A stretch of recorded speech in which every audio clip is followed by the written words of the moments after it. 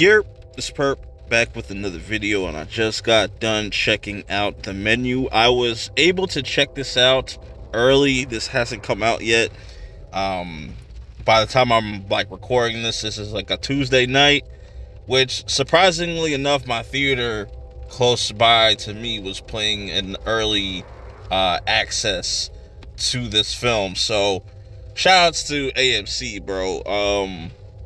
Because this is definitely one of my highly anticipated movies to watch this month and overall this year, because just the cast is incredible. You got Anna Taylor-Joy, and you have a Nicholas Hoult, and you also have Fiennes in this also. So it's a really strong cast. Like, there's a lot of familiar faces that you're going to see. This almost kind of gave me the vibes of the first what is that, Knives Out. It kind of gave me that vibe as far as them kind of stacking up the cast. And I want to apologize if you hear rain in the background. It's like really pouring out. I'm just coming fresh out of the theater. I wanted to kind of just give you my first initial thoughts of this movie. But anyways, like I said, I'm not going to do any spoilers. No spoilers, because this is definitely a movie that you want to go into as blind as possible.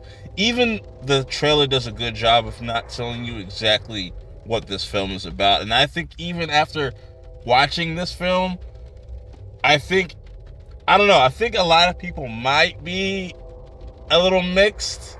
I kind of like this because it's not what I expected.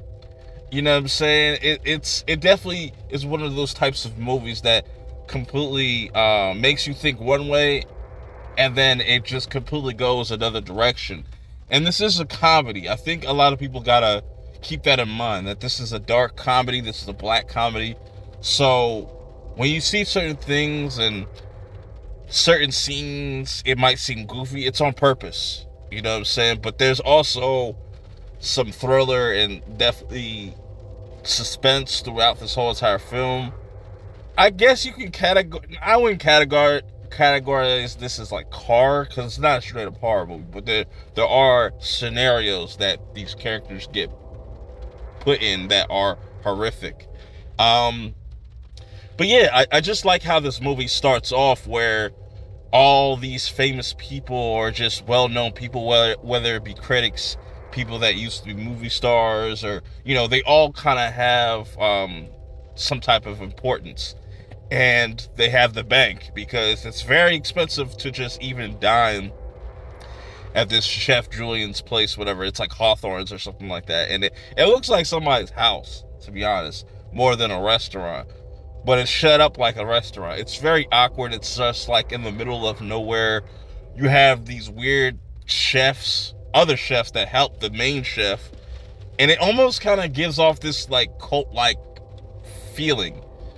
And you really get that when you're watching Nicholas Holt's character, Tyler. You know, Tyler is the one that brings Anna Taylor-Joy's character, Margaret, I'm just going to call her Margaret for right now, to this place. And as soon as she gets here, stuff starts to there's just a weird vibe with just how the people are acting. And she kind of is the one that kind of sees through the bullshit, I would say. But I find this really fascinating, because you got the main chef, and he's brilliant, bro. I think he did a great job. Just his performance in this, he was very intimidating. He almost gave off like a Gordon Ramsay. If Gordon Ramsay and like Jigsaw were a person, it'd be this guy. And it definitely gave me that Saw vibe, just mixed with food, if that makes any sense, without kind of really spoiling anything. But I like how also the movie is broken up into like courses. So also pay attention to that, and pay attention to just how he introduces each course and the monologues that he has in between, and just the use of sound is just brilliant, bro. It's just, there's so much attention to detail that a lot of people I don't think will appreciate about the movie, but I really appreciate about this movie.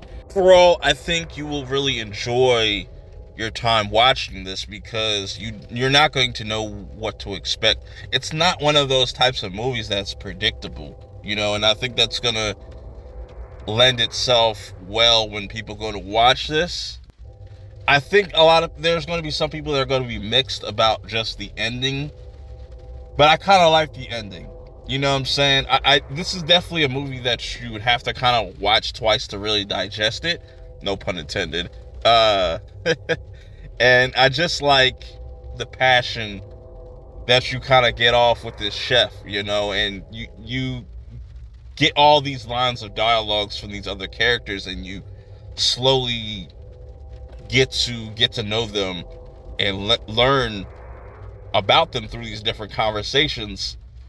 And I just really like Anna Taylor-Joy's character as well, man. She did a really good job. She has definitely got some incredible like acting skills, and just her presence is definitely really dope in this movie. And her back and forth with the main Chef Julian, that was really dope. I think that's the highlight for me of this film. Like I said, going to this movie not knowing what to expect and just walking out, it's a really refreshing feeling to get a movie like this, to get all these dope original movies that have been coming out this year that aren't like superhero movies or big franchises. And I like it, man. I think it had an interesting ending. It kept you glued to the screen from start to finish. The pacing, I damn near didn't even really felt like anything really dragged or anything. It was very entertaining. I found myself laughing a lot of times. A lot of the suspense really worked for me. The characters were really dope. Nobody was really annoying or just felt out of place. Everything just felt a part of the menu. No pun intended. But anyways, till next time, I will see y'all in the next one. Let me know how you guys feel about this movie when you get around to watching it. I'm out. Peace.